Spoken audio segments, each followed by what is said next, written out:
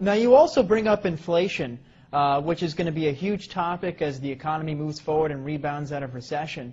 What can investors do to protect themselves from inflation?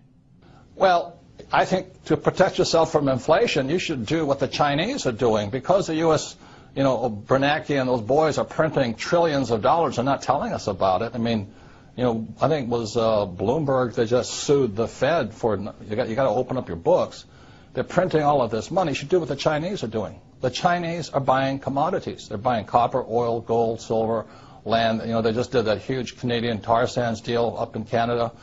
So that's all I've ever done. If you look at my investment portfolio, I started investing in oil in 1966, real estate in 1973, and I have my own gold mine and my own silver mine. So if you're afraid of inflation, which you should be, I would think silver is the #1 investment today. Silver is a smoking deal.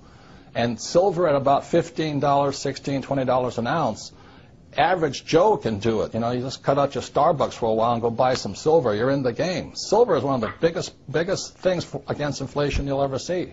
Great investment. Are you personally buying silver? Absolutely. I mean, I've been buying it for years, so I just love silver. But I was buying it at $3 an ounce. Today it's about 15. The reason I like silver is this. #1, gold is hoarded. It's just stuffed away. It has no value to it. Silver is an industrial commodity. It means it's used in cell phones, cameras, computers. It's used everywhere. So that means today, what's really interesting is that there is more gold on planet Earth than silver. It's fantastic. And back when, 1 year ago, I think silver was 50 times less expensive than gold. In other words, for 1 ounce of gold, I could buy 50 ounces of silver. Today, 1 ounce of gold will buy 70 ounces of silver, which means silver is a bargain today. Now, with all the government expansion, inflation looming, taxes running higher, would you say Obama's running the country like a rich dad or a poor dad? Obama? The guys who run the country, I write about this in a book called Conspiracy of the Rich. The people that run the country are Goldman Sachs. Come on, give me a break. And the guys that control Goldman Sachs. It's run by the international banking cartels of the world. The Federal Reserve Bank is not a bank. It is owned by the richest European and some Saudi money in the world. And the Federal Reserve Bank is the one that has caused this crisis. The Federal Reserve Bank was created in 1913. In 1944, there was a Bretton Woods Agreement. 1971, Nixon took the world off the gold standard.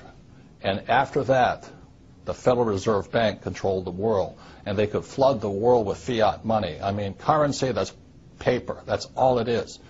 And throughout history, any time a nation has gone to fiat currency, in other words, government-sponsored money, the money has absolutely gone to zero.